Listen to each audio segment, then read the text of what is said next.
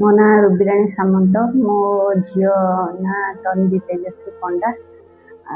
ପୂର୍ବରୁ ତାର ଏଇ ଅଟିଜିମ୍ ଆମେ ଯେତେବେଳେ ଜାଣିଲୁ ତାର ଅଟିଜିମ୍ ଅଛି ଆମେ ଆସିଲୁ ଥେରାପି ନେବା ପାଇଁ। ତା ପୂର୍ବରୁ ସେ କିଛି ବୁଝୁନଥିଲା, ଶୁଣୁନଥିଲା, କହିବି ପାରୁନଥିଲା। ଆଉ ଏବେ କିନ୍ତୁ ଥେରାପି ନେଲା ପରେ 1.5 ବର୍ଷ ହେଇଗଲାଣି ପାଖାପାଖି। ନେଲା ପରେ ପିଲାର ବହୁତ ଇମ୍ପ୍ରୁଭମେଣ୍ଟ ହେଇଛି। କଥା ବି କହିପାରୁଛି, ବୁଝୁଛି, ଆଉ ସବୁ କଥା ଏବେ ଶୁଣୁଛି।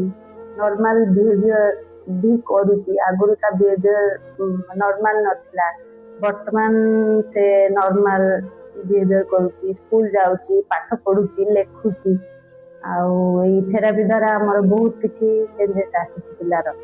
ଆଉ ମୁଁ ଇଗ୍ନାଇଟ୍ ସ୍ପିଚ୍ ଥେରାପି ସେଣ୍ଟରକୁ ଥ୍ୟାଙ୍କ ୟୁ କହୁଛି, ଶୁଭଶ୍ରୀ ମ୍ୟାମକୁ ଥ୍ୟାଙ୍କ ୟୁ କହୁଛି, ସମସ୍ତ ଷ୍ଟାଫ ମାନଙ୍କୁ ମୁଁ